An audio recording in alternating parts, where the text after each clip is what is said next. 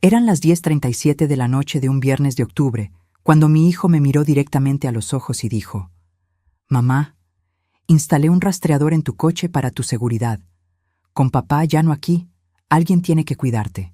No lloré, no supliqué, no pregunté más detalles, simplemente asentí con la cabeza, le di las gracias con una sonrisa tranquila y seguí bebiendo mi té de manzanilla. Lo que él no sabía era que en 21 días exactos, ese mismo rastreador revelaría una verdad que lo destruiría todo. Recuerdo que esa noche, cuando cerré la puerta de mi habitación, podía oler el perfume de lavanda que siempre uso antes de dormir. Las sábanas estaban frías contra mi piel y podía escuchar el tic-tac del reloj de pared que mi esposo compró en nuestro viaje a Barcelona hace 30 años. Mi boca sabía amarga, como si hubiera masticado algo metálico. Algo en su tono de voz no encajaba.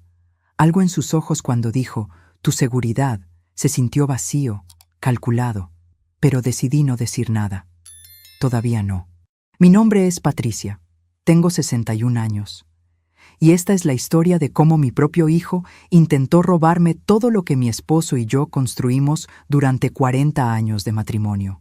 Pero antes de continuar, verifica si ya estás suscrito al canal y deja tu me gusta. Y dime en los comentarios, ¿desde qué parte del mundo estás escuchando mi historia? Realmente quiero saber hasta dónde ha llegado. 3 días después del viernes, el martes 15 de octubre a las 2:15 de la tarde, llevé mi coche al mecánico. No por el rastreador, sino porque la luz del motor llevaba semanas encendida. Mi mecánico, don Roberto, un hombre de 68 años que conocía a mi familia desde que nos mudamos a este barrio, me llamó a las 4:47 de esa misma tarde. «Señora Patricia, ¿usted sabe que tiene un dispositivo extraño debajo del asiento del conductor?» Sentí como si el aire se hubiera vaciado de mis pulmones. El teléfono estaba caliente contra mi oreja. Podía escuchar el ruido metálico del taller de fondo, el golpeteo de las herramientas, el zumbido de las máquinas. Mis manos empezaron a sudar. ¿Un dispositivo? ¿Qué tipo de dispositivo? Un rastreador GPS, señora. De los profesionales. No es de esos baratos que venden en las tiendas. Este es caro, con batería de larga duración. Alguien quiere saber exactamente dónde está usted en todo momento. Ahí fue cuando todo cambió. Porque mi hijo me había dicho que era para mi seguridad, pero nunca me explicó cómo funcionaba, nunca me dio acceso a la aplicación, nunca me enseñó cómo verlo. ¿Sabes qué fue lo peor? Que cuando le pregunté esa noche dónde podía ver mi ubicación, él sonrió y dijo: «No te preocupes, mamá, yo me encargo de todo». Esa noche no dormí. Me quedé mirando al techo de mi habitación, sintiendo el peso de las mantas sobre mi cuerpo, escuchando el silencio de la casa que antes estaba llena de vida cuando mi esposo todavía respiraba. La oscuridad tenía textura, densa y sofocante. Y entonces, a las 3:22 de la madrugada, tomé una decisión. Contraté a un detective privado. Su nombre era Germán Valdés. Lo encontré en internet, con buenas reseñas y experiencia en casos familiares. Nos reunimos el jueves 17 de octubre a las 11 de la mañana en una cafetería pequeña cerca del centro. Recuerdo el olor a café recién molido mezclado con el aroma dulce de las medialunas horneándose. Él vestía una camisa blanca simple y llevaba una libreta vieja de cuero negro.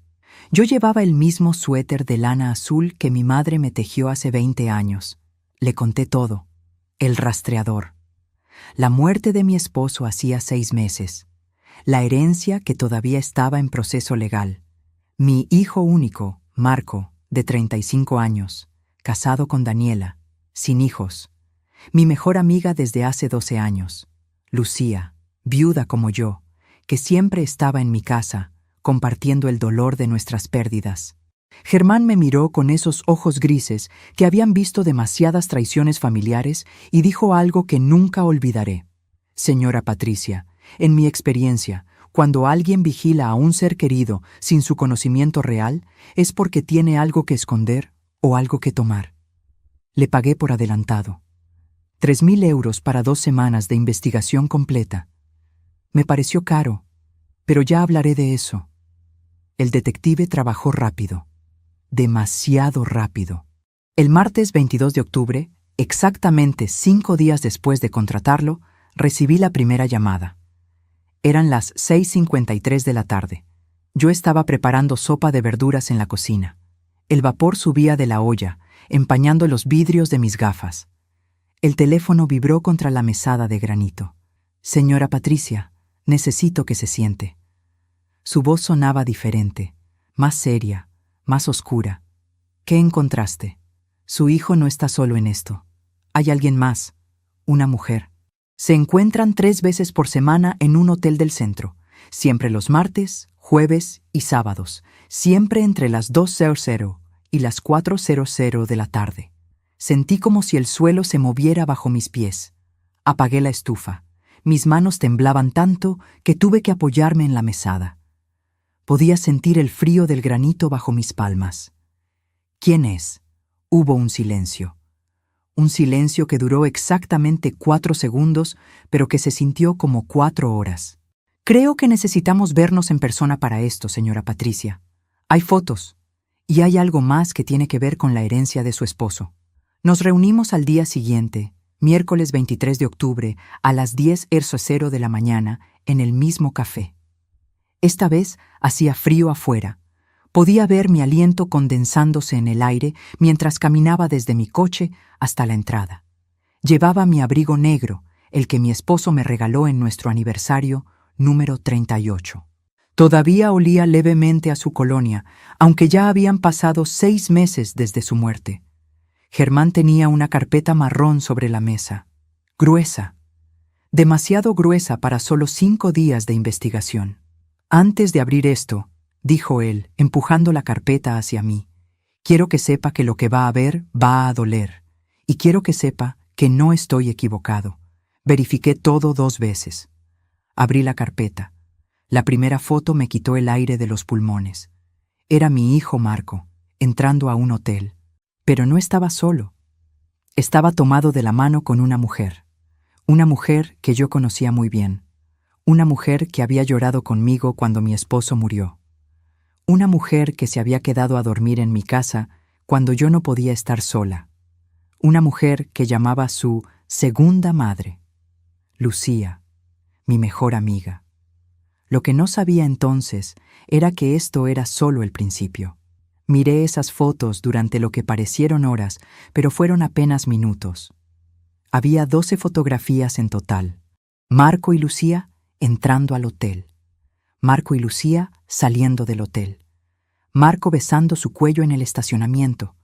Lucía riendo, tocando su pecho, con esa misma mano que había sostenido la mía en el funeral de mi esposo, pero aún no había llorado. No allí. No delante de Germán. «Hay más», dijo él, sacando otro conjunto de documentos. «Contraté a alguien para escuchar sus conversaciones, legalmente, usando equipos de largo alcance en espacios públicos. Lo que descubrí es peor que una simple aventura. Sentí el sabor metálico del miedo en mi boca otra vez. El café a mi lado se había enfriado. Podía ver el vapor desapareciendo lentamente, como mi antigua vida. ¿Qué descubriste? Están planeando algo relacionado con usted y la herencia. Escuché fragmentos de conversaciones donde mencionan incapacidad mental, pruebas documentadas y transferencia de patrimonio. Señora Patricia, creo que están intentando declararla mentalmente incompetente para quedarse con todo». Las palabras resonaron en mi cabeza, rebotaron contra mis pensamientos, recorrieron cada memoria de los últimos 6 meses, subieron por mi garganta como bilis. Pero mantuve la compostura, mantuve la espalda recta, mantuve las manos quietas sobre la mesa. ¿Cuánto tiempo llevan juntos? Por lo que pude rastrear, al menos 4 meses. Comenzó 2 meses después de la muerte de su esposo. 2 meses, mientras yo todavía lloraba todas las noches. Mientras todavía no podía dormir en nuestra cama matrimonial. Mientras Lucía venía a mi casa cada tarde con su cara de preocupación falsa, preguntándome: «Patricia, ¿cómo estás hoy? ¿Necesitas algo? ¿Sabes qué fue lo peor de todo? Que yo había notado cosas extrañas y las había ignorado. Déjame reformularlo. No las ignoré. Las justifiqué. Las excusé. Las enterré bajo mi dolor. Recordé ese día de agosto, 3 meses atrás. Eran las 5:33 de la tarde de un jueves, cuando llegué a casa más temprano de lo esperado. Había ido al supermercado, pero olvidé mi billetera. Cuando abrí la puerta, escuché voces en la cocina, voces bajas, susurrantes. Entré y encontré a Marco y Lucía sentados muy cerca en la mesa, demasiado cerca. Cuando me vieron, se separaron como si los hubiera quemado un rayo. Marco dijo que solo estaban hablando sobre cómo ayudarme con el proceso de duelo.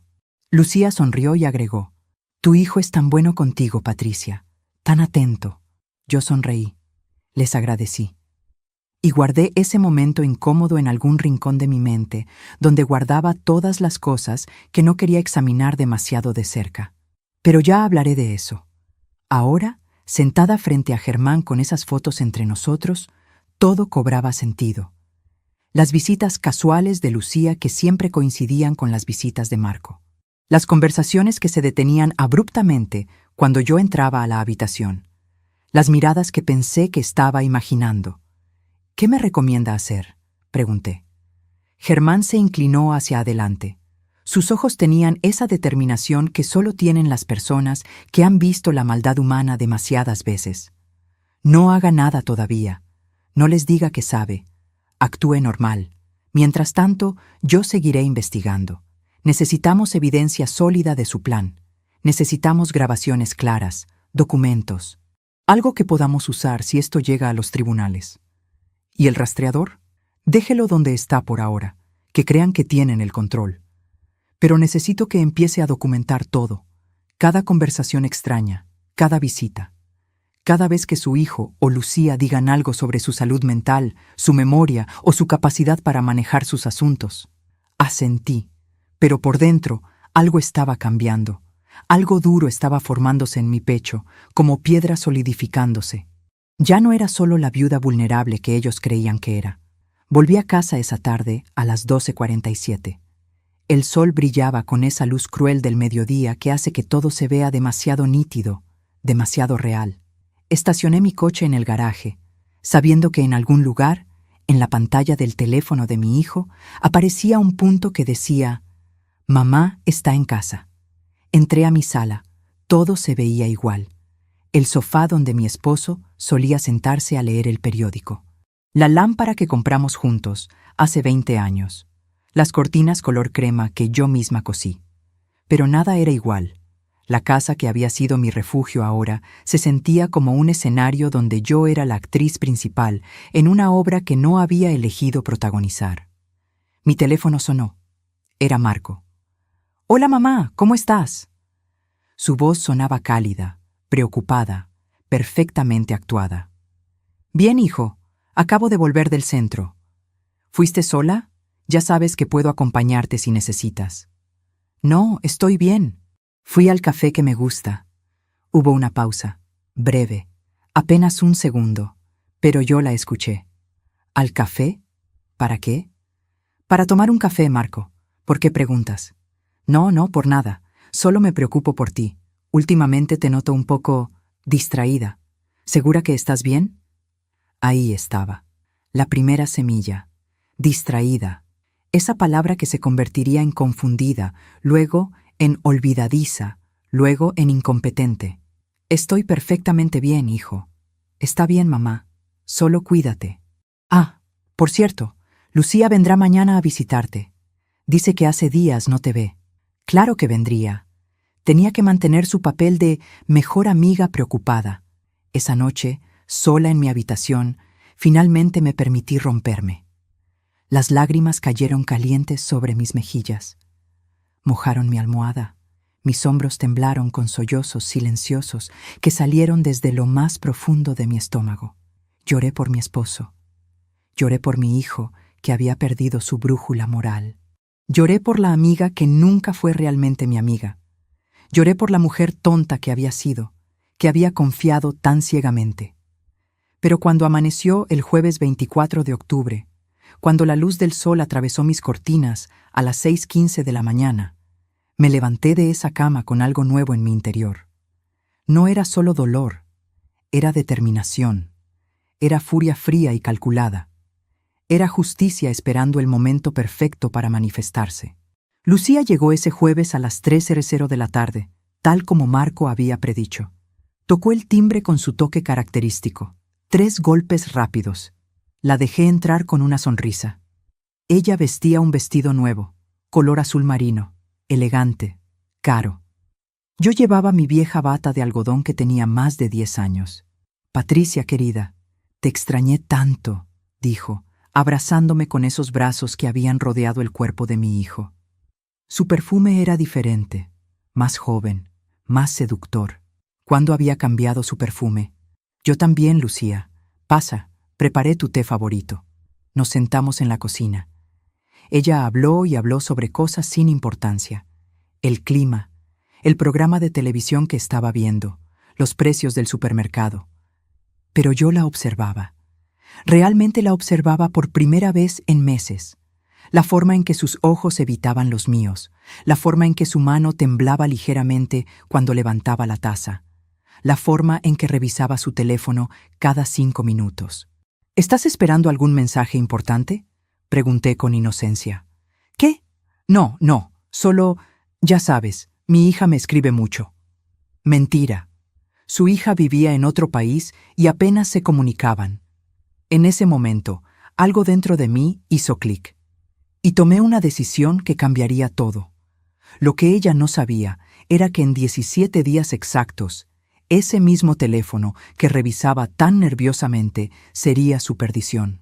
Después de que Lucía se fue ese jueves a las 5:47 de la tarde, llamé a Germán. «Necesito que consigas algo para mí», le dije. «Otro rastreador GPS, exactamente igual al que mi hijo puso en mi coche, y necesito que me enseñes cómo usarlo». Hubo un silencio al otro lado de la línea. «¿Está segura de lo que está haciendo, señora Patricia?» «Completamente segura». Nos reunimos el viernes 25 de octubre a las 9:00 de la mañana en un estacionamiento público lejos de mi vecindario. Él me entregó un pequeño dispositivo negro, no más grande que una caja de cerillas. Me mostró cómo activarlo, cómo vincularlo a una aplicación en mi teléfono, cómo ver la ubicación en tiempo real. «¿En qué lo va a poner?», preguntó. «En la bolsa de Lucía, la próxima vez que venga a mi casa». Germán me miró con algo parecido al respeto en sus ojos.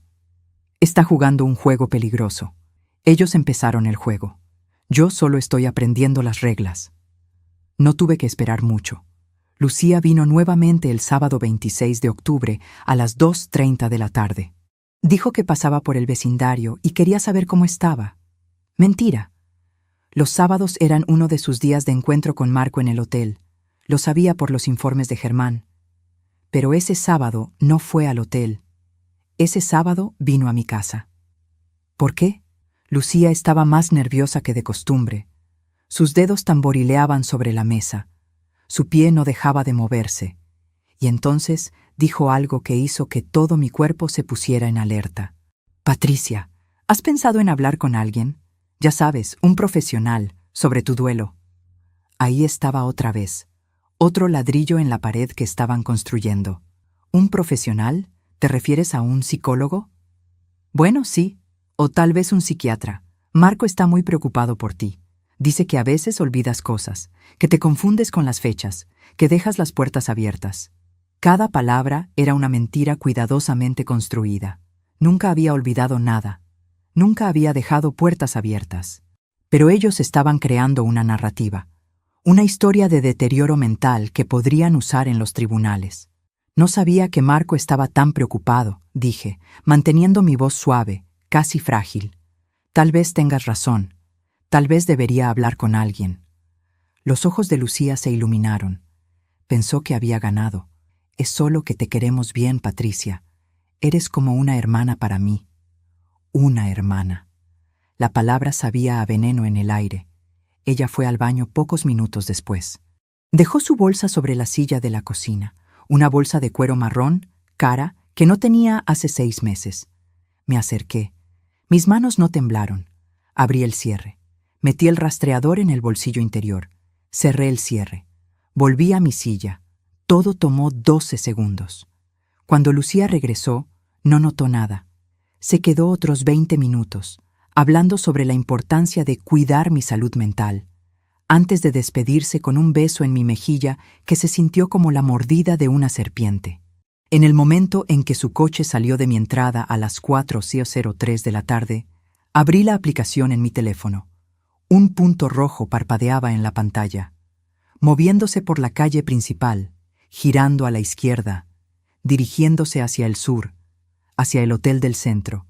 La seguí digitalmente mientras conducía. Podía verla detenerse en un semáforo, acelerar en la autopista, entrar al estacionamiento del Hotel Plaza, el mismo hotel de las fotografías. Eran las 4:34 de la tarde, exactamente 26 minutos de diferencia con su horario usual.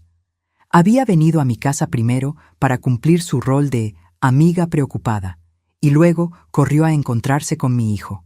Llamé a Germán. Ya está hecho. El rastreador está activo. Excelente. Ahora solo observamos, documentamos y esperamos a que cometan un error. Pero en realidad ya estaban cometiendo errores, solo que ellos no lo sabían todavía. Los siguientes días fueron una obra de teatro donde todos teníamos nuestros papeles. Marco me llamaba cada noche, preguntando cómo estaba, sugiriendo sutilmente que me veía cansada o confundida. Lucía venía cada 2 días, siempre con la misma cantinela sobre buscar ayuda profesional. Y yo interpretaba a la viuda vulnerable, asintiendo, considerando sus sugerencias, dejándolos creer que su plan estaba funcionando. Solo faltaban 13 días para que todo cambiara. El martes 29 de octubre, a las 11:52 de la mañana, recibí una llamada de Marco. «Mamá, necesito hablar contigo sobre algo importante. ¿Puedo pasar esta tarde?» «Claro, hijo. ¿Qué sucede?» «Prefiero decírtelo en persona». Llegó a las 6:15 de la tarde. No vino solo. Trajo a Daniela, su esposa. Esto era nuevo.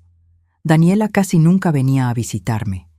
De hecho, en los últimos 6 meses, la había visto tal vez 3 veces. Se sentaron en mi sala.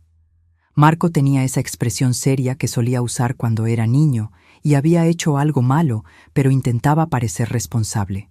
Daniela miraba sus manos, incómoda. «Mamá, Daniela y yo hemos estado hablando. Y con el abogado también». Mi corazón latió más rápido, pero mantuve mi rostro sereno. ¿El abogado?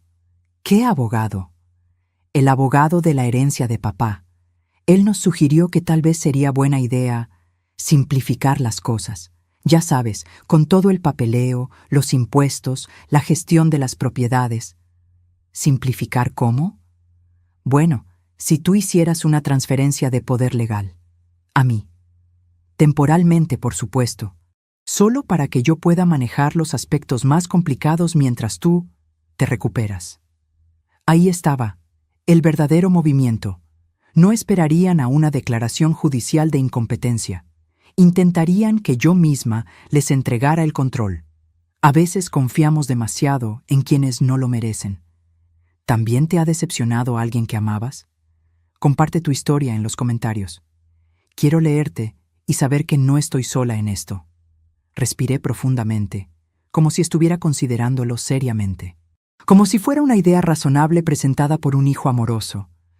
Es que, no sé, Marco, tu padre siempre manejó esas cosas, pero ahora que no está, pensé que podría aprender. Mamá, interrumpió él, y su tono cambió. Se volvió más firme, más impaciente. No estás en condiciones de aprender nada de esto. Estás confundida. Estás olvidando cosas. El otro día me dijiste que habías pagado la cuenta de luz, pero cuando llamé a la compañía no había ningún pago registrado. Mentira. Otra mentira más. ¿Hiciste eso? ¿Llamaste a verificar mis pagos? Alguien tiene que cuidarte, mamá. Papá ya no está. Soy yo. Soy tu familia. Daniela seguía sin hablar, sin mirarme, y en ese momento me di cuenta de algo. Ella sabía. Tal vez no sobre Lucía, pero sabía sobre el plan. Y no hacía nada para detenerlo. Necesito pensarlo, dije finalmente. La mandíbula de Marco se tensó. Sus dedos se apretaron sobre el brazo del sofá. ¿Pensar qué, mamá? Solo estoy tratando de ayudarte. Lo sé, hijo, y aprecio tu preocupación, pero es una decisión importante. Necesito unos días. Se levantó. Su rostro mostraba frustración apenas contenida. Está bien, piénsalo, pero no tardes demasiado. Las cosas se están complicando y necesito poder actuar rápido si es necesario. ¿Si es necesario? ¿Necesario para qué? Se fueron a las 7:38 de la tarde. Ni siquiera se despidió con un beso. Solo un «Cuídate, mamá», dicho con la boca pero no con el corazón. Esa noche, a las 9:15, la aplicación del rastreador vibró en mi teléfono. Lucía estaba en movimiento otra vez, pero no iba hacia su casa. Iba hacia el barrio de Marco. La vi detenerse en su calle, quedarse allí durante 2 horas y 17 minutos, y luego moverse de nuevo, de regreso a su casa a las 11:47 de la noche. ¿Estaban planeando el siguiente movimiento? ¿Decidiendo qué hacer conmigo si yo me negaba a firmar? Solo faltaban 10 días. El miércoles 30 de octubre amaneció gris y frío. Podía ver la niebla pegada a las ventanas cuando me desperté a las 6:00 de la mañana. El aire olía a lluvia que aún no había caído. Me preparé un café solo, sin azúcar, y me senté en la mesa de la cocina, donde mi esposo y yo habíamos desayunado juntos durante 40 años. Germán me llamó a las 8:23. «Señora Patricia, tengo noticias. Anoche logré grabar una conversación entre su hijo y Lucía. Estaban en el coche de él, estacionados cerca del Parque Central. Usé un micrófono direccional de largo alcance». «¿Qué dijeron? ¿Quiere escucharlo o prefiere que se lo resuma?» «Necesito escucharlo». Me envió el archivo por correo electrónico. Mis manos temblaban mientras abría mi laptop. Presioné play. La voz de Marco sonó primero, clara y fría. «Se está resistiendo. No quiere firmar». Luego Lucía. «Dale más tiempo. Seguimos plantando semillas. Eventualmente, ella misma dudará de su propia mente». «No tenemos más tiempo. El abogado dice que si no tenemos control antes de fin de año, el dinero quedará congelado en un fideicomiso por tiempo indefinido. Entonces necesitamos acelerar las cosas». «¿Cómo?» «Hay formas. Podemos hacer que parezca más confundida de lo que está. Hay medicamentos que pueden causar desorientación temporal. Nada peligroso, solo suficiente para que un médico firme un certificado». Mi estómago se retorció. Querían drogarme. Mi propio hijo estaba considerando drogarme. Marco se rió. Se rió. «¿Y cómo le darías esos medicamentos?» «Yo voy a su casa todo el tiempo. Su té, su comida. Es fácil, Marco». Hubo un silencio. Y entonces, «Está bien, pero tiene que parecer natural. Nada que puedan rastrear después». La grabación terminó. Me quedé allí, mirando la pantalla de mi computadora, sintiendo como si hubiera caído en un pozo sin fondo. Mi boca sabía a cenizas. Mis ojos ardían, pero las lágrimas no salían. Ya no quedaban lágrimas para esto. Marqué el número de Germán con dedos que parecían de plomo. «¿Esto es suficiente?», pregunté. «¿Podemos ir a la policía con esto?» «Es evidencia sólida de conspiración. Pero, señora Patricia, aquí está el problema. Si vamos ahora a la policía, solo tenemos intención. No tenemos acción. No hay crimen todavía.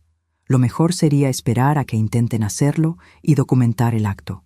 Con su permiso, podría instalar cámaras ocultas en su casa». «Hazlo. Instala cámaras en la cocina, en la sala, en todas partes donde ella pueda estar sin supervisión». El jueves 31 de octubre, día de Todos los Santos, Germán vino disfrazado de técnico de cable. Instaló 4 cámaras diminutas, una en la cocina, una en la sala, una en el comedor y una en mi habitación, todas conectadas a una aplicación en mi teléfono. Podía ver todo en tiempo real. Solo faltaban 7 días para que se cumpliera mi promesa. Lucía no vino ese jueves, ni el viernes. Pero el sábado 2 de noviembre a las 10:34 de la mañana, tocó mi puerta. «Patricia, pensé en traerte algo de comer. Hice empanadas, sé que te encantan». Llevaba un recipiente de vidrio lleno de empanadas que olían delicioso. Pero ahora cada gesto amable se sentía como un arma. «Qué amable, Lucía. Pasa». La observé moverse por mi cocina como si fuera su propia casa. Sacó platos. Preparó té para las 2. Y entonces, cuando pensó que yo estaba distraída revisando mi teléfono, la vi. La vi meter su mano en su bolso. sacar algo pequeño, algo blanco, y dejarlo caer en mi taza. Las cámaras grabaron todo, cada segundo, cada movimiento. «Aquí está tu té, querida», dijo, pasándome la taza con una sonrisa. Lo tomé, lo sostuve entre mis manos, sentí el calor del vapor en mi cara, llevé la taza a mis labios, y entonces la derramé. Accidentalmente. «Oh, Patricia, ten cuidado», dijo Lucía saltando de su silla. «Qué torpe soy. Últimamente estoy tan distraída». Ella sonrió. Una sonrisa que no llegó a sus ojos. «No te preocupes, te preparo otro».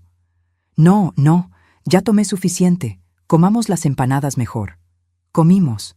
Hablamos de cosas sin importancia. Ella revisó su teléfono 3 veces en 20 minutos. Y cuando finalmente se fue a las 12:47, llamé inmediatamente a Germán. Lo tenemos todo grabado. Envié los videos.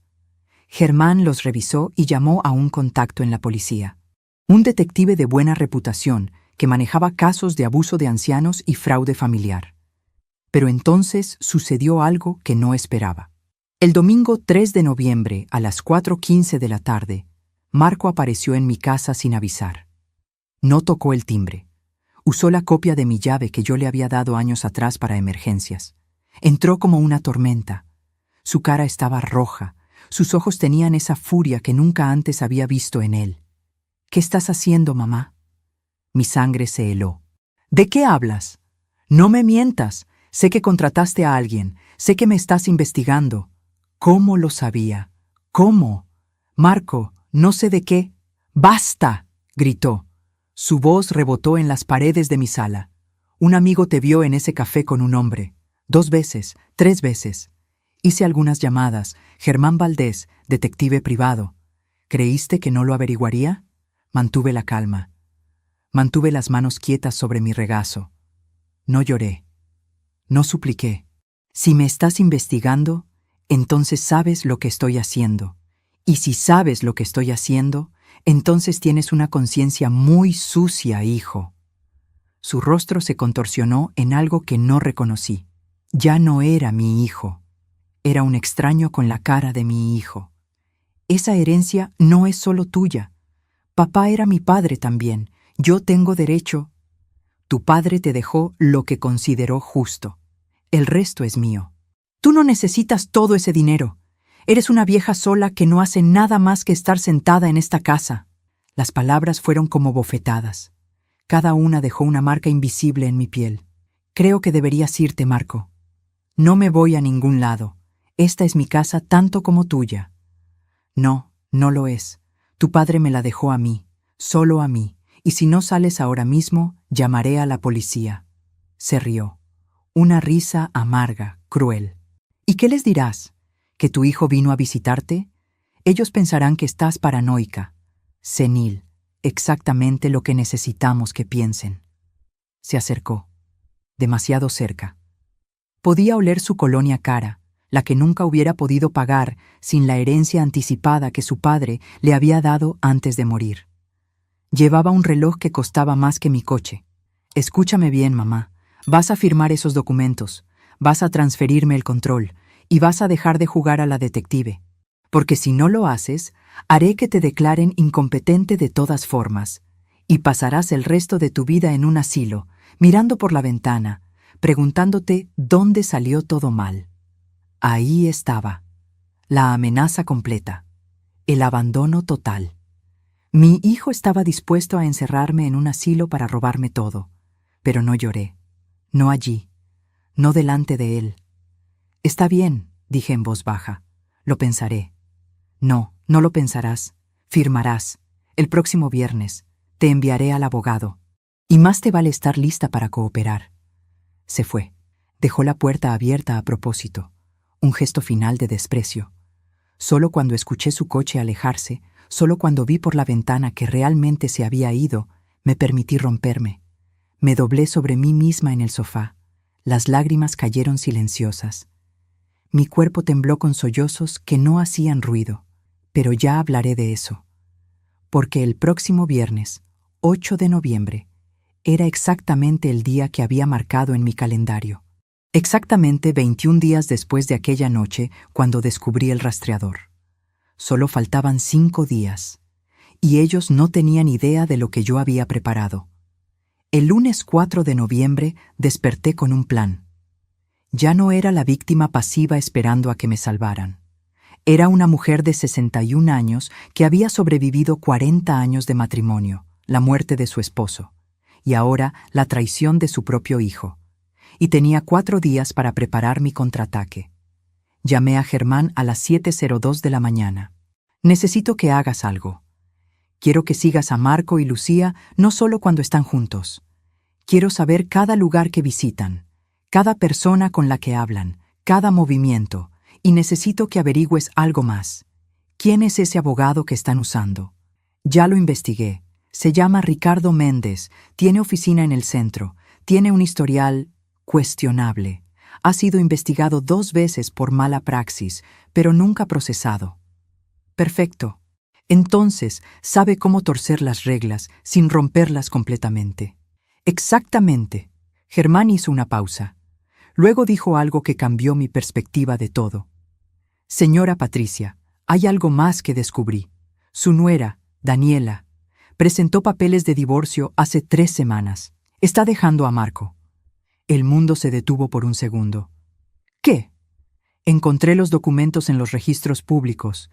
Está pidiendo el divorcio citando diferencias irreconciliables. Pero lo interesante es la fecha. Presentó los papeles exactamente 2 días después de que Marco le pidiera a usted la transferencia de poder. Las piezas empezaban a encajar de una forma nueva. Daniela sabía lo que Marco estaba haciendo, y no quería ser parte de ello. Estaba huyendo del barco antes de que se hundiera. ¿Marco lo sabe? Por lo que pude averiguar, los papeles aún no le han sido entregados oficialmente. Pero ella se mudó a un apartamento la semana pasada. Dijo que era temporal mientras pensaban las cosas. Entonces, Marco estaba perdiendo a su esposa, desesperado por dinero, y aferrándose a Lucía y a mi herencia como si fueran salvavidas. Germán, necesito que consigas copias de esos documentos de divorcio, y necesito que averigües exactamente cuánta deuda tiene Marco. Ya lo hice. Tiene deudas por 87,000 euros, tarjetas de crédito, préstamos personales, un préstamo para un negocio que fracasó hace 2 años. Está ahogándose financieramente. Ahora todo tenía sentido. No era solo codicia. Era desesperación.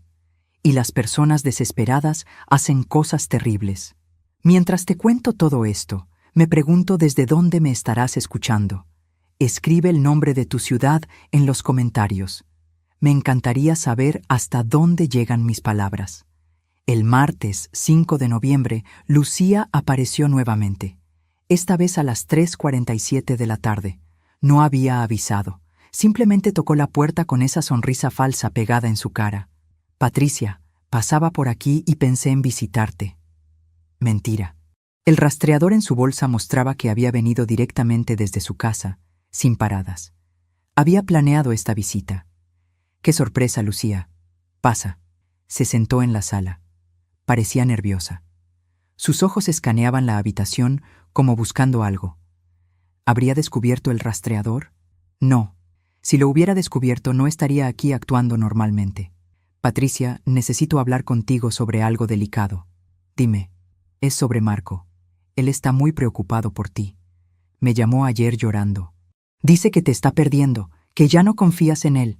Qué buen actor era mi hijo, llorando por teléfono mientras planeaba drogarme y robarme. Marco vino el domingo, estaba muy alterado. Lo sé, por eso me pidió que hablara contigo. Patricia, tú y yo somos amigas desde hace tanto tiempo. Nunca te mentiría, ¿verdad? Cada palabra era una daga envuelta en terciopelo. Nunca, dije, sosteniendo su mirada. Marco solo quiere lo mejor para ti. Firmar esos papeles no significa que pierdes nada. Solo significa que alguien en quien confías está manejando las cosas complicadas. ¿No confías en tu propio hijo? ¿Confías tú en él? Pregunté. La pregunta salió antes de que pudiera detenerla. Algo pasó por su rostro. Sorpresa, miedo, pero lo escondió rápidamente. ¿Qué tipo de pregunta es esa? Una pregunta simple.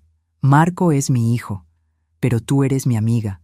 Si tuvieras que elegir entre protegerme a mí o protegerlo a él, ¿a quién elegirías? El silencio que siguió fue denso como niebla. Podía escuchar el tic-tac del reloj, el zumbido del refrigerador en la cocina, mi propia respiración. A ti, por supuesto, dijo finalmente. Siempre te elegiría a ti. Me alegra saberlo. Pero ambas sabíamos que era mentira, y creo que ella se dio cuenta de que yo lo sabía. Se fue 20 minutos después, con excusas sobre una cita médica. Pero el rastreador mostró que fue directamente al apartamento de Marco. Se quedó allí durante 3 horas y 42 minutos. Germán me llamó esa noche a las 10:23. Su voz sonaba urgente. «Señora Patricia, tenemos un problema. Marco acaba de contratar a alguien». ¿A quién? A un médico privado, el doctor Esteban Ruiz, especialista en psiquiatría geriátrica. Es conocido por ser flexible con sus diagnósticos cuando el precio es correcto. Mi sangre se enfrió. ¿Qué van a hacer? Por lo que pude escuchar, planean traerlo a su casa el jueves. Dirán que es una consulta de rutina para evaluar su bienestar después de la muerte de su esposo. Él hará preguntas, observará su comportamiento y luego emitirá un reporte. Un reporte que dirá lo que ellos quieran que diga. Solo faltaban 3 días para el viernes, para mi fecha límite. Y ellos estaban acelerando su plan. ¿Qué me recomiendas? Que no esté en casa el jueves, que salga temprano, vaya hacia algún lugar público, con testigos, que haga imposible que ese médico la visite. Pero algo dentro de mí se rebeló contra esa idea. Estaba cansada de huir, cansada de esconderme, cansada de actuar como la víctima indefensa. No, estaré aquí, dejaré que venga, y le daré el mejor performance de mi vida. El miércoles 6 de noviembre pasó en una calma tensa. Marco no llamó. Lucía no visitó, pero yo sabía que estaban planeando, coordinando, preparando su golpe final. Esa noche, sola en mi habitación, abrí el cajón de mi mesita de noche. Saqué una caja de madera que mi esposo me había regalado en nuestro primer aniversario. Adentro había cartas, cartas que él me había escrito a lo largo de 40 años. Las leí todas, cada palabra, cada promesa, cada declaración de amor. En una de ellas, escrita 10 años atrás, decía: «Patricia, eres la mujer más fuerte que conozco. No porque no te quiebres, sino porque siempre encuentras la forma de reconstruirte». Las lágrimas cayeron sobre el papel amarillento. Pero esta vez no eran lágrimas de dolor, eran lágrimas de determinación. El jueves 7 de noviembre, el día llegó.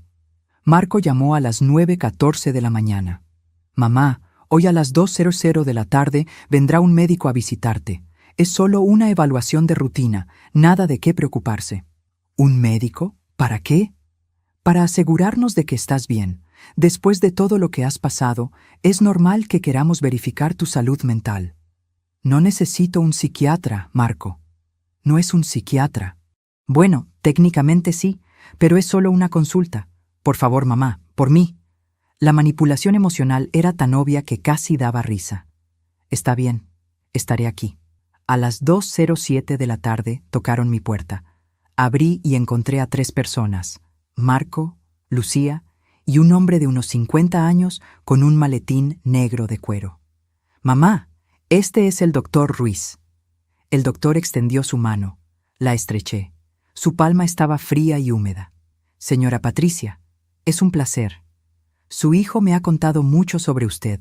«Estoy segura de que sí». Entraron a mi sala. Marco y Lucía se sentaron en el sofá como supervisores vigilando un examen. El doctor se sentó frente a mí con su libreta. «Señora Patricia, voy a hacerle algunas preguntas simples. No hay respuestas correctas o incorrectas. Solo quiero evaluar su estado actual». Mantuve mi compostura. Mantuve mi espalda recta. Mantuve mis manos quietas en mi regazo. Las preguntas comenzaron inocentemente. «¿Qué día es hoy? ¿Qué año? ¿Quién es el presidente?». Respondí todo correctamente. Luego vinieron las preguntas diseñadas para confundirme. ¿Cuándo murió su esposo? ¿Hace cuánto pagó sus cuentas? ¿Recuerda qué comió ayer? Respondí cada una con precisión inquebrantable. Vi la frustración crecer en los ojos de Marco. Vi a Lucía morderse el labio. Vi al doctor fruncir el ceño. «Señora Patricia», dijo el doctor, cambiando de táctica, «su hijo me dice que últimamente ha estado olvidando cosas. ¿Es eso cierto?» «Mi hijo está equivocado. También me dice que a veces deja las puertas abiertas, que confunde fechas. Mi hijo miente». El silencio que siguió fue absoluto. Marco se puso de pie. «¿Ves? ¿Ves cómo me habla? Esto es exactamente lo que te decía, doctor. Paranoia, agresividad hacia la familia». Pero el doctor me miraba con algo parecido a la curiosidad. Y tal vez, solo tal vez, con un poco de respeto. «Señor Marco, ¿podría darme unos minutos a solas con su madre?» «¿Qué?» «No, yo necesito estar presente para...» «Señor Marco», el doctor repitió con firmeza, «necesito hablar con mi paciente en privado. Es protocolo estándar». Marco y Lucía salieron, visiblemente molestos. En el momento en que la puerta se cerró, el doctor se inclinó hacia adelante. «Señora Patricia, voy a ser directo con usted. Su hijo me pagó muy bien para venir aquí y escribir un reporte que cuestione su capacidad mental. Pero usted está perfectamente lúcida. Y yo tal vez sea flexible, pero no soy un mentiroso». Mi corazón latió más rápido. «Entonces, ¿qué vas a hacer?» «Voy a escribir la verdad, que está completamente capacitada, y voy a recomendarle que contrate a un abogado. Rápido». Se levantó, guardó su libreta y salió. Escuché voces elevadas en el pasillo. Marco gritando, el doctor respondiendo con calma profesional. Una puerta cerrándose con fuerza. Marco entró como un huracán. Su cara estaba roja de furia. «¿Qué le dijiste?» «La verdad. No hay ninguna verdad más que la que yo digo».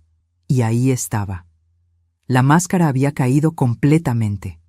Mi hijo ya no fingía preocupación o amor. Solo quedaba la rabia y la codicia desnudas. «Mañana», dijo, acercándose tanto que podía ver las venas pulsando en su cuello. «Mañana vendrá el abogado y firmarás esos papeles, o te juro por Dios que haré que te arrepientas de haber nacido». Solo faltaba un día, y yo estaba lista. Esa noche del jueves 7 de noviembre no dormí. No podía. Me quedé sentada en la oscuridad de mi sala, mirando las sombras que la luz de la calle proyectaba en las paredes. Podía escuchar cada sonido: el crujir de la casa asentándose, el viento golpeando las ventanas, los latidos de mi propio corazón como tambores en mis oídos. Mañana sería el día. Exactamente 21 días después de aquella noche, cuando mi hijo me dijo que el rastreador era para mi seguridad. 21 días de mentiras, traiciones y planes para destruirme. Pero también 21 días de preparación, evidencia y mi propia estrategia silenciosa. A las 2:34 de la madrugada, mi teléfono vibró. Era un mensaje de Germán. «Todo está listo. La policía estará en posición. Solo dé la señal cuando estén todos presentes». Respondí con un simple «entendido». A las 6:00 de la mañana me levanté. Me duché con agua fría que me despertó como bofetadas. Me vestí con cuidado. Mi blusa de lino blanca, la que mi madre me regaló hace 20 años, mi falda azul marino, mis zapatos cómodos de cuero, nada elegante, nada caro, solo yo. La Patricia real, no la que ellos querían que fuera. Me maquillé ligeramente, me peiné. Me miré en el espejo y vi a una mujer de 61 años que había sobrevivido a demasiado como para ser destruida ahora. El desayuno fue café negro y tostadas que no pude comer. Mi estómago estaba cerrado, apretado como un puño. Revisé las cámaras, todas funcionando. Revisé mi teléfono. Germán estaba en línea. Revisé el rastreador de Lucía, todavía activo, parpadeando desde su casa a 5 kilómetros de distancia. Marco llamó a las 9:47 de la mañana. El abogado llegará a las 11:00. Yo llegaré a las 10:45. Espero que estés lista para cooperar, mamá. Estaré lista, hijo. Colgó sin despedirse. A las 10:15 la aplicación del rastreador vibró. Lucía estaba en movimiento. No venía hacia mi casa. Venía hacia la casa de Marco primero. Iban a llegar juntos, por supuesto, Necesitaban coordinar su historia final. A las 10:43 vi 2 coches estacionar frente a mi casa, el de Marco y el de Lucía. Salieron al mismo tiempo, demasiado sincronizado para ser coincidencia. Marco llevaba un traje oscuro, como si fuera a un funeral. Lucía vestía un vestido caro de seda color crema. Yo, con mi blusa vieja de lino, parecía la pobre pariente al lado de ellos. Abrí la puerta antes de que tocaran. «Buenos días». La sorpresa en sus caras fue evidente. Esperaban encontrarme nerviosa, descompuesta. No esperaban que los recibiera con calma. «Buenos días, mamá», dijo Marco, besando mi mejilla con labios fríos. «El abogado llegará en unos minutos». «Está bien, pasen». Lucía me abrazó. «Patricia, todo va a salir bien. Verás que esto es lo mejor para todos». Entraron, se sentaron. Marco tamborileaba con los dedos sobre el brazo del sofá. Lucía revisaba su teléfono cada 30 segundos. Yo serví té. Té que nadie tocó. A las 10:58 tocaron la puerta. Era el abogado Ricardo Méndez, un hombre delgado de unos 45 años, con cabello engominado hacia atrás y un maletín de cuero que gritaba «Caro». Traía los documentos, los papeles que me despojarían de todo. «Señora Patricia, es un placer», dijo con una sonrisa que no llegó a sus ojos. «Entiendo que hoy finalizaremos este proceso tan importante». «Eso depende», dije. Marco se tensó. «Mamá». «Antes de firmar nada», continué, manteniendo mi voz firme, «necesito hacer algunas preguntas». El abogado se ajustó la corbata. «Por supuesto, es su derecho». «¿Cuánto te está pagando mi hijo por esto?» El silencio que cayó sobre la sala fue como una bomba. Marco se puso de pie. «¿Qué tipo de pregunta es esa? No le está pagando nada más allá de sus honorarios normales». «Siéntate, Marco», dije. Y algo en mi tono, algo nuevo y duro, lo hizo obedecer. Me volví hacia el abogado. «Sé que has sido investigado 2 veces por mala praxis.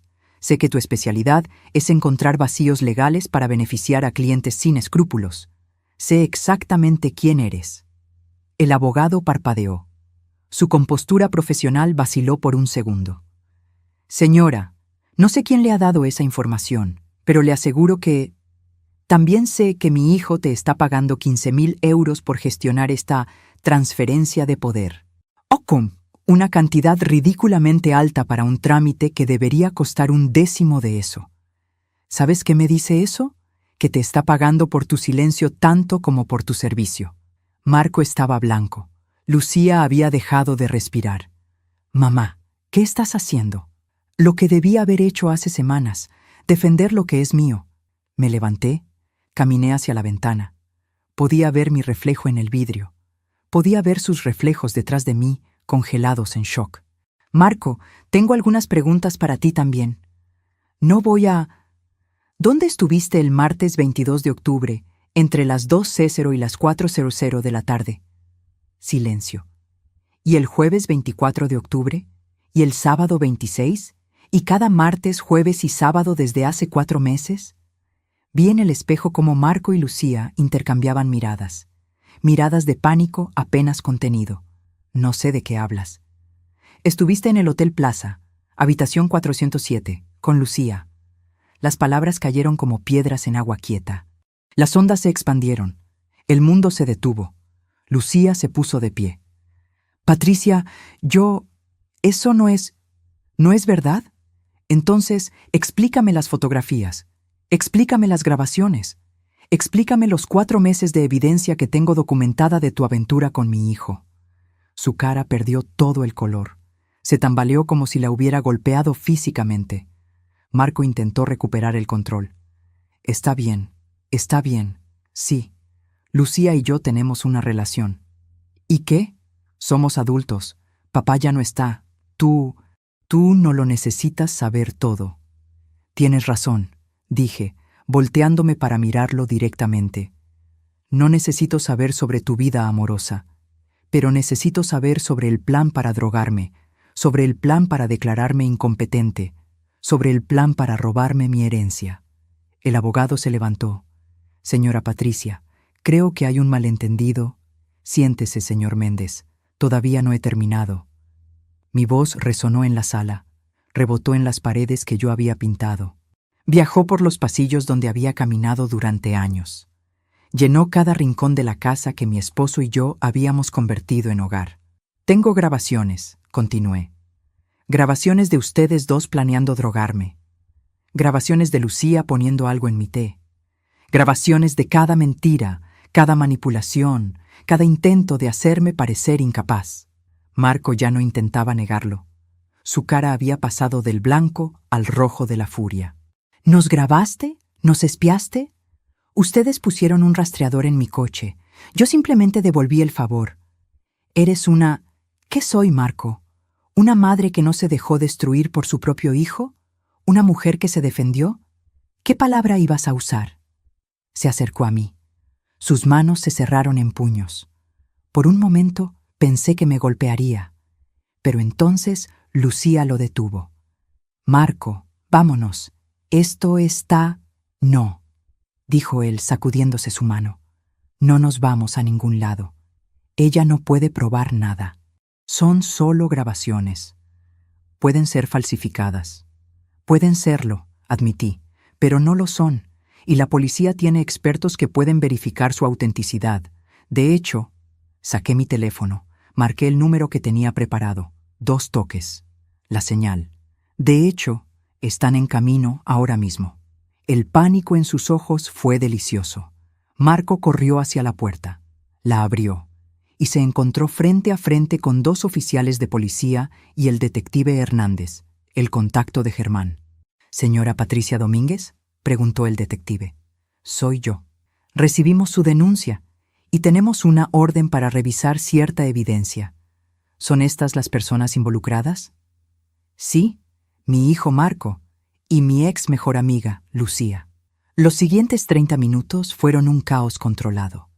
El detective Hernández revisó las grabaciones en mi teléfono. Pidió copias de todos los videos de las cámaras ocultas. Interrogó a Marco, a Lucía, al abogado. Lucía lloró, suplicó. Juró que solo estaba siguiendo el juego para mantener a Marco feliz, que nunca realmente quiso hacerme daño. Marco se mantuvo en silencio, mirando al suelo, con las mandíbulas apretadas. El abogado intentó explicar que él no sabía nada sobre planes criminales, que solo estaba brindando servicios legales estándar. El detective no les creyó a ninguno. «Señora Patricia», dijo finalmente, «tenemos suficiente para presentar cargos: conspiración para cometer fraude, intento de administración de sustancias sin consentimiento, posiblemente abuso de ancianos. ¿Desea proceder?» Miré a mi hijo, a ese hombre que había llevado en mi vientre, que había criado, que había amado más que a mi propia vida, y vi a un extraño. «Sí», dije, «deseo proceder». Marco levantó la vista, y en sus ojos, por primera vez, vi algo más que rabia. Vi miedo. «Mamá, por favor, soy tu hijo». «Ya no», respondí.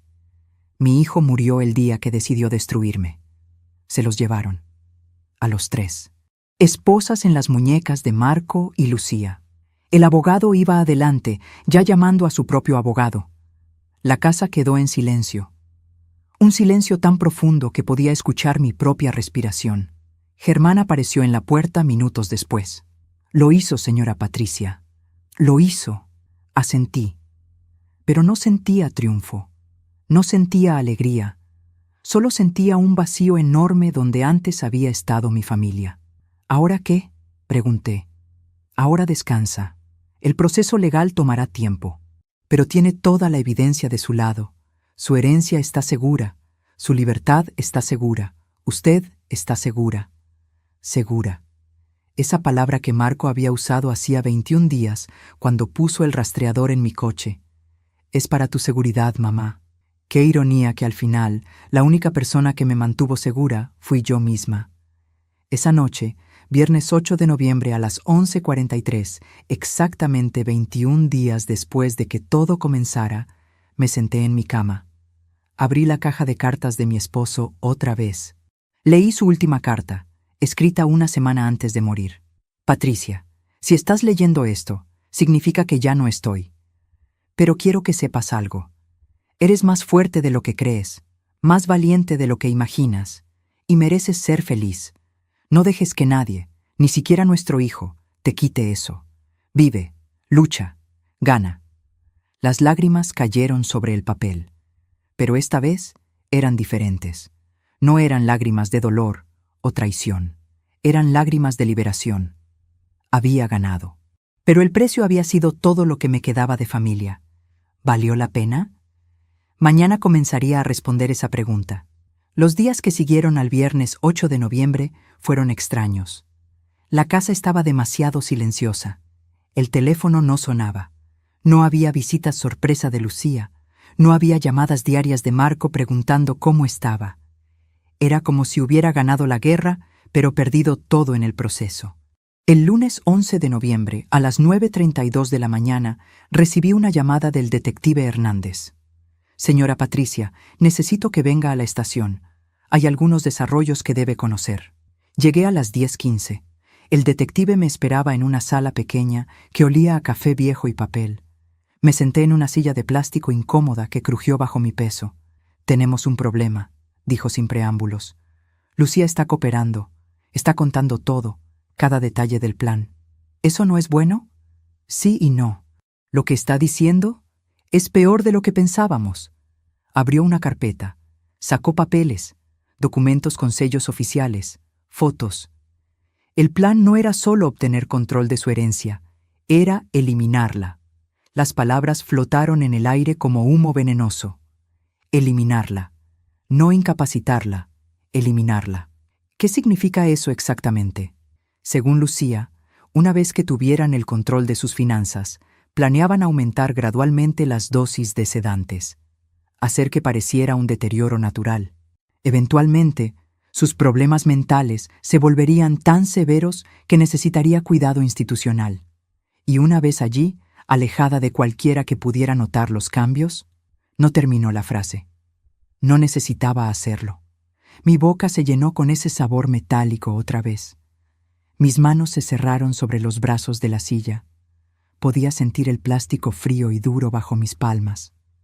Podía escuchar el zumbido de las luces fluorescentes sobre mi cabeza. Podía oler el miedo en mi propio sudor. ¿Mi hijo estaba de acuerdo con esto? Lucía dice que sí.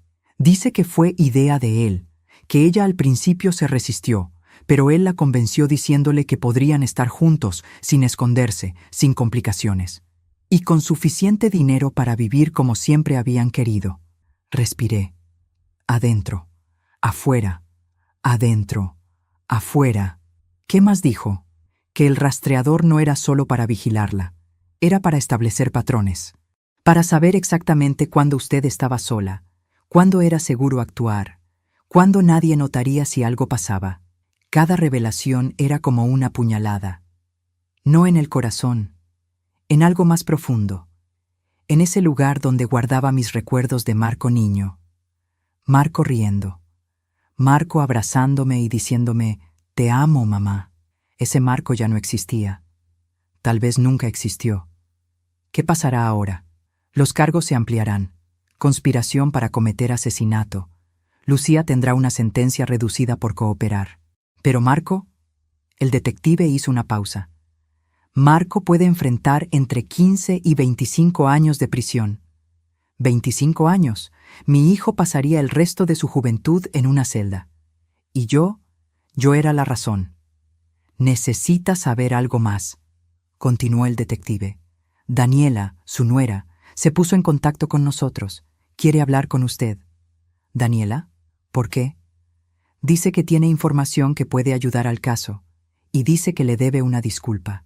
Nos reunimos ese mismo día a las 3:47 de la tarde en un café del centro. No el mismo donde me encontraba con Germán, uno diferente, más silencioso. Daniela ya estaba allí cuando llegué, sentada en una esquina, con una taza de té intacta frente a ella.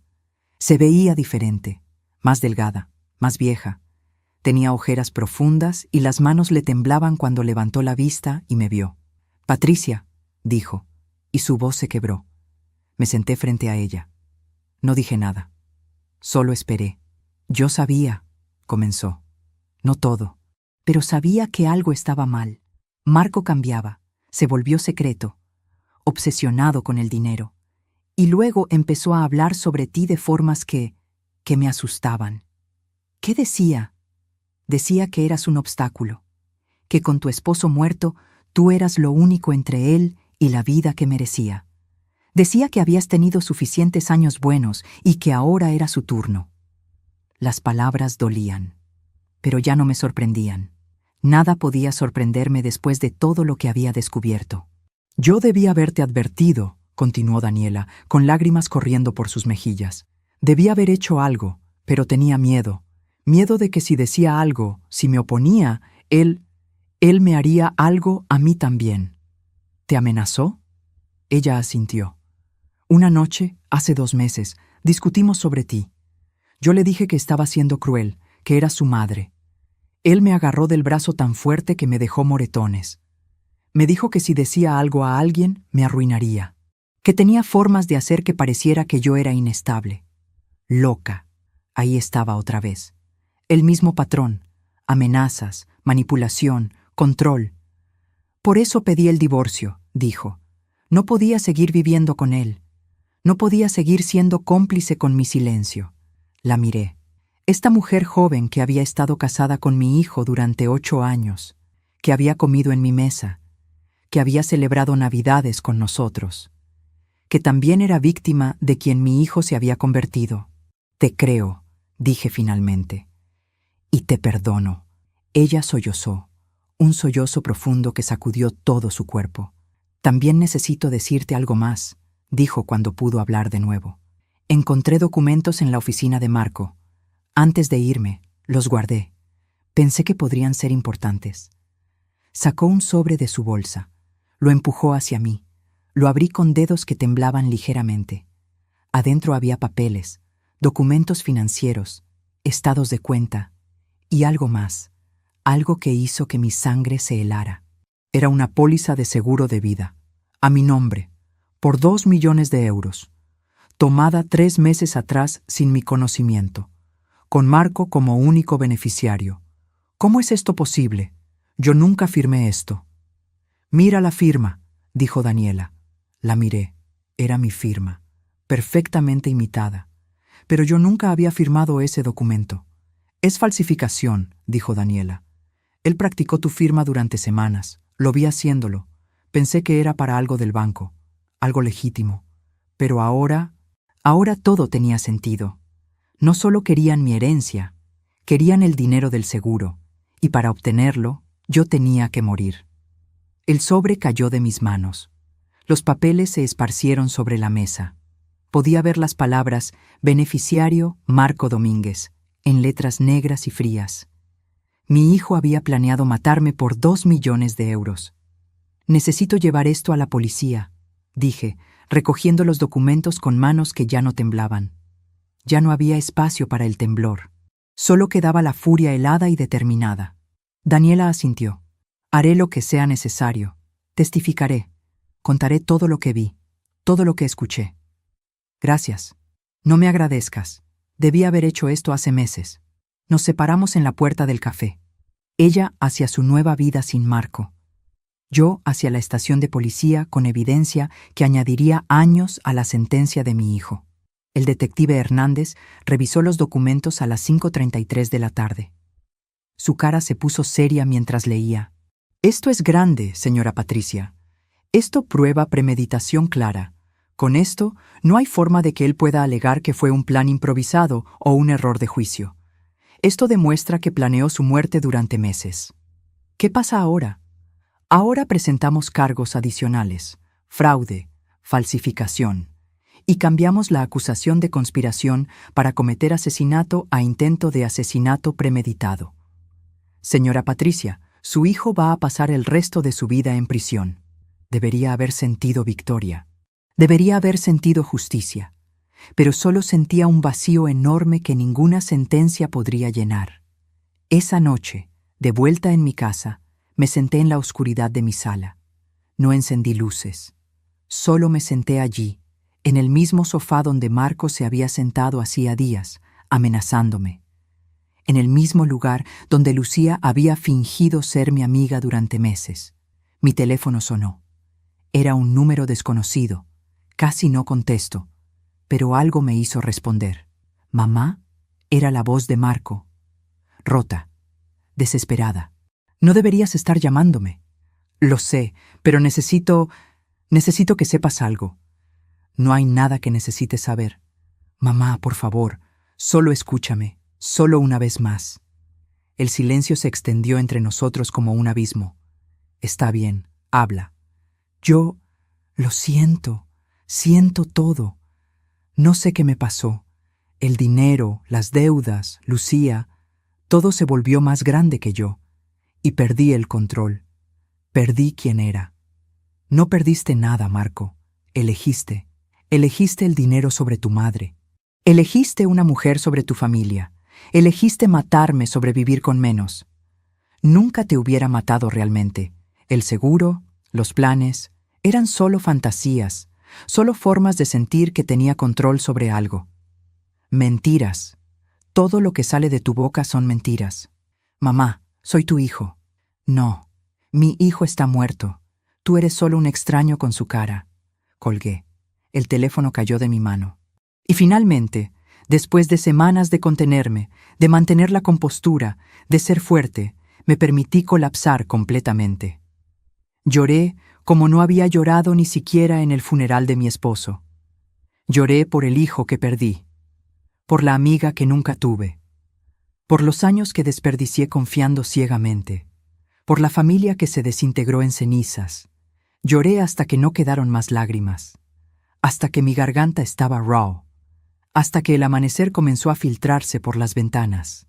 Y entonces, cuando la luz del nuevo día iluminó mi sala, me levanté, me lavé la cara, me peiné, me vestí, porque todavía quedaba una cosa por hacer.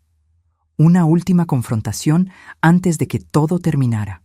El martes 12 de noviembre, a las 10:00 de la mañana, el detective Hernández me llamó.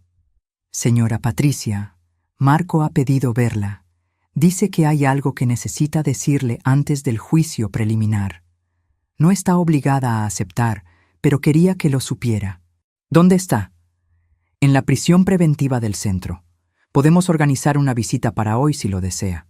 Pasé las siguientes 3 horas pensando. ¿Qué más podría decirme? ¿Qué más podría haber que no supiera ya? Pero algo dentro de mí necesitaba verlo una última vez. No por él, por mí, para cerrar ese capítulo de mi vida de forma definitiva. A las 2:15 de la tarde, entré a la sala de visitas de la prisión. El lugar olía a desinfectante barato y desesperación. Las paredes eran color crema sucio. Las luces fluorescentes zumbaban sobre mi cabeza con un sonido que me hacía doler los dientes. Había una mesa de metal gris en el centro, con 2 sillas a cada lado. Me senté. Esperé. Podía escuchar voces distantes, puertas cerrándose, el eco de pasos en corredores largos. Luego la puerta se abrió y Marco entró. Se veía terrible.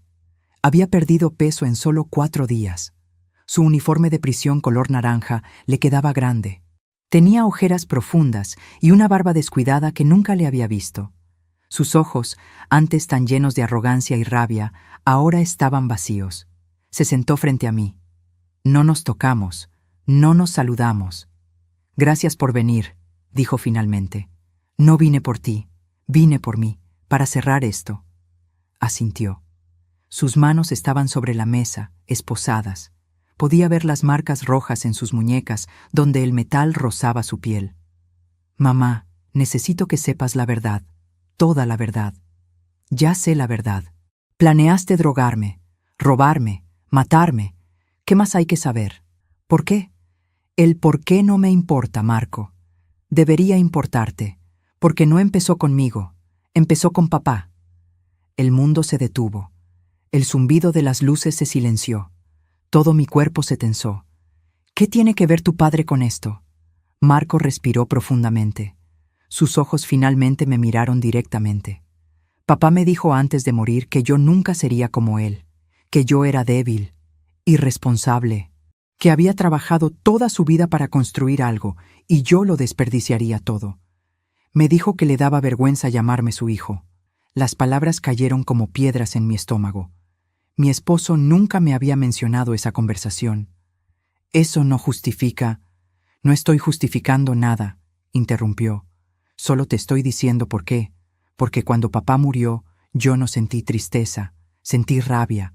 Rabia porque él tenía razón, porque yo había fracasado en todo. Mi negocio, mi matrimonio, mi vida. Y entonces pensé, si no puedo ser exitoso por mérito propio, al menos puedo tomar lo que él construyó.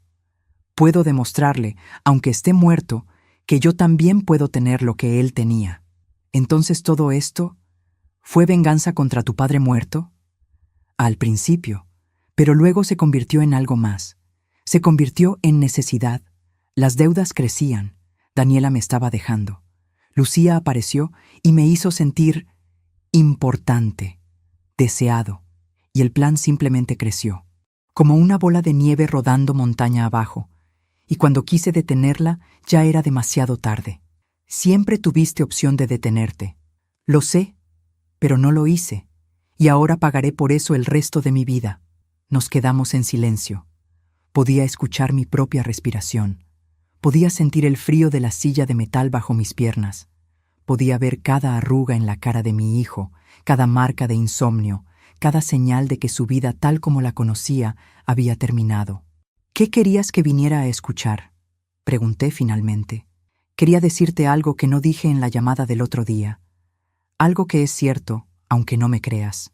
Que a pesar de todo, a pesar del plan y la rabia y la codicia, una parte de mí todavía te ama. Una parte de mí, la parte que recuerda ser tu hijo, la que recuerda cuando me leías cuentos antes de dormir, cuando me cuidabas cuando estaba enfermo, cuando me abrazabas y me decías que todo estaría bien. Esa parte todavía existe, y esa parte está destrozada por lo que hice. Las lágrimas comenzaron a formarse en sus ojos. Cayeron por sus mejillas sin que hiciera nada por detenerlas. Esa parte sabe que nunca podré deshacer esto, que nunca podré recuperarte, que pasaré el resto de mi vida sabiendo que destruí a la única persona que me amó incondicionalmente.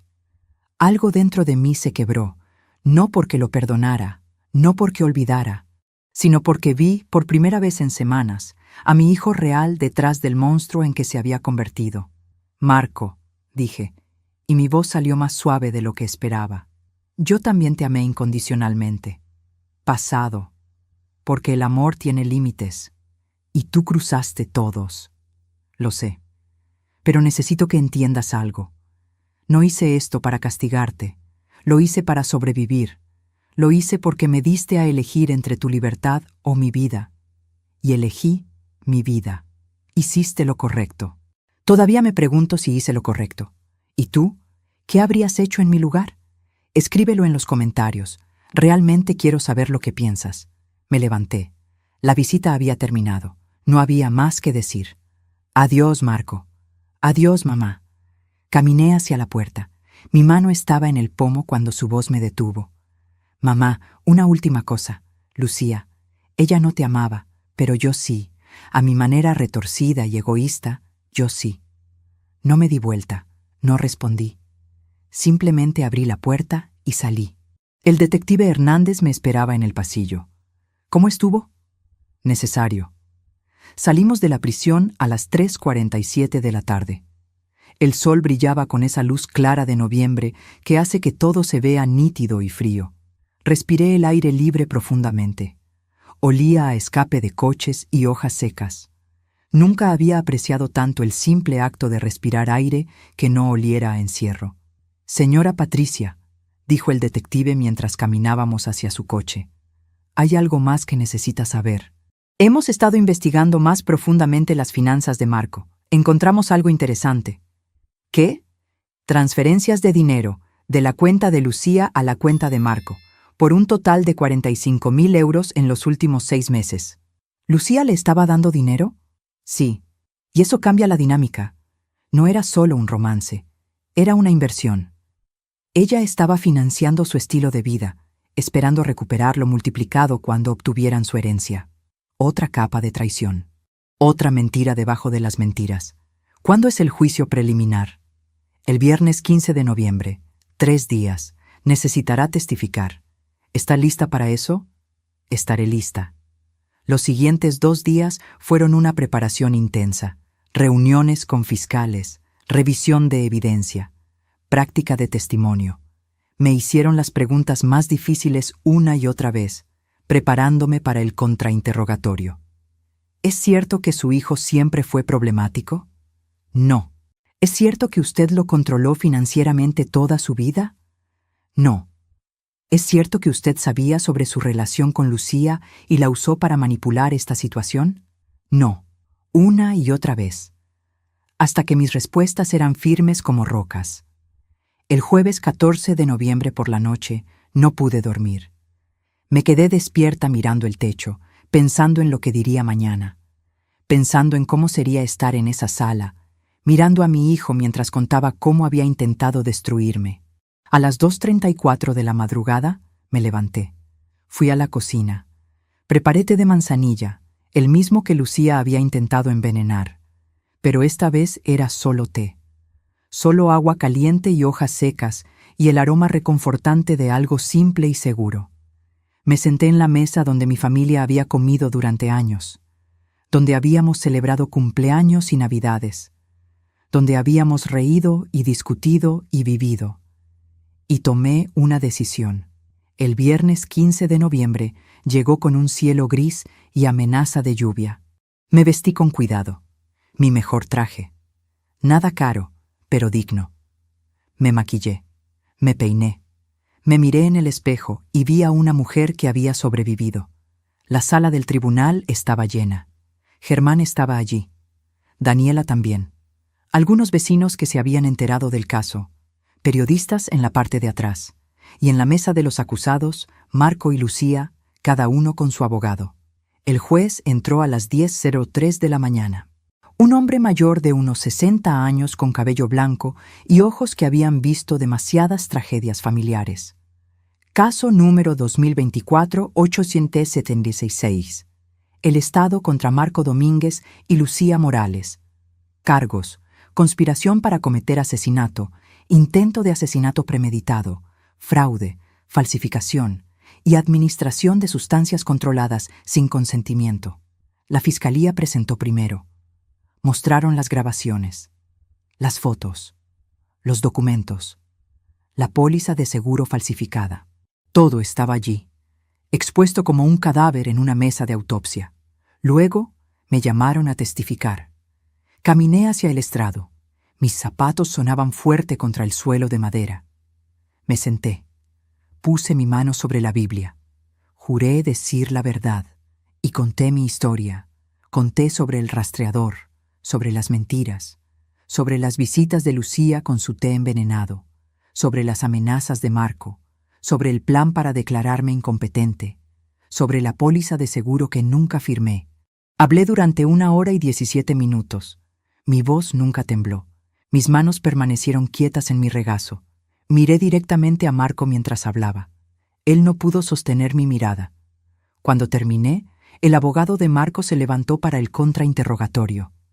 Señora Domínguez, ¿no es cierto que usted siempre ha sido una persona controladora? ¿No? ¿No es cierto que después de la muerte de su esposo se volvió paranoica? No. ¿No es cierto que contrató a ese detective porque buscaba razones para desheredar a su hijo? No. Contraté al detective porque mi hijo puso un dispositivo de rastreo en mi coche sin mi verdadero consentimiento, y necesitaba saber por qué. ¿No es posible que haya malinterpretado las intenciones de su hijo? Me incliné hacia adelante. Miré al abogado directamente a los ojos. Cuando alguien falsifica tu firma en una póliza de seguro de vida de 2 millones de euros, cuando alguien te droga, cuando alguien planea tu muerte en conversaciones grabadas, no hay nada que malinterpretar. El abogado se sentó. El juez llamó un receso a las 1:34 de la tarde. Salí de la sala y encontré a Germán esperando. Lo hizo perfecto, dijo. ¿Crees que sea suficiente? Es más que suficiente. A las 3:00 de la tarde, el juez dio su decisión para el juicio preliminar. He revisado toda la evidencia presentada. Las grabaciones son auténticas, los documentos son legítimos. El testimonio es creíble y está corroborado por múltiples fuentes. Hay causa probable suficiente para proceder a juicio completo. Los acusados permanecerán bajo custodia sin fianza hasta el juicio. La fecha se fijará dentro de los próximos 60 días. El martillo golpeó. El sonido resonó en la sala como un trueno. Marco cerró los ojos. Lucía comenzó a llorar. Yo me levanté y salí de la sala con la cabeza en alto. No miré atrás. No había necesidad. Afuera, bajo el cielo gris que finalmente comenzaba a llorar, me detuve en los escalones del tribunal. Levanté mi cara hacia el cielo. Sentí las gotas frías de lluvia en mi piel. Olí el aroma fresco de la tierra mojada. Escuché el sonido del tráfico, de la gente hablando, del mundo continuando. Germán apareció a mi lado con un paraguas. ¿Hacia dónde, señora Patricia? A casa. Es hora de ir a casa. Esa noche, sola en mi sala, abrí una botella de vino que mi esposo había guardado para una ocasión especial. Vertí una copa.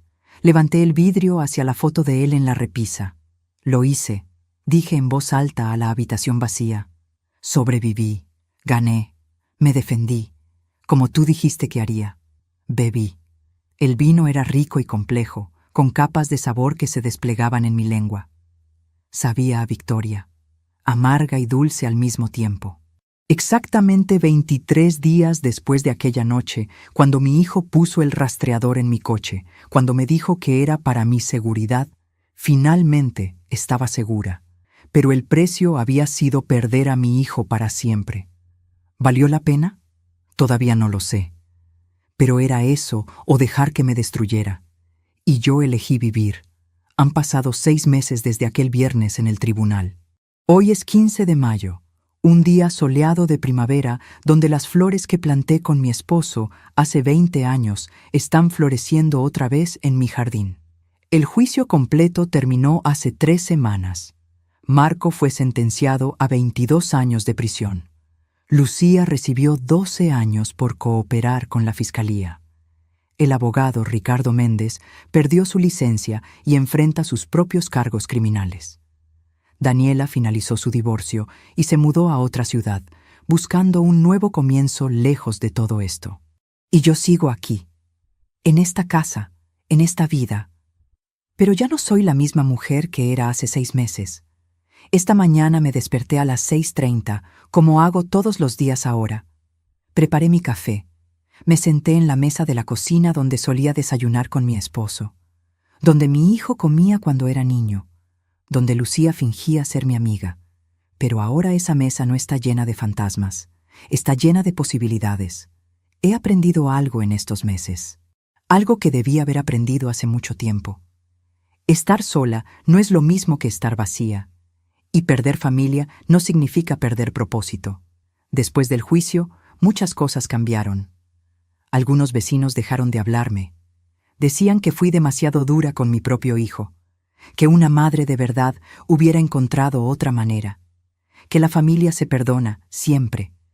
Pero esas personas nunca estuvieron en mi lugar. Nunca sintieron el terror de saber que tu propia sangre planea tu muerte.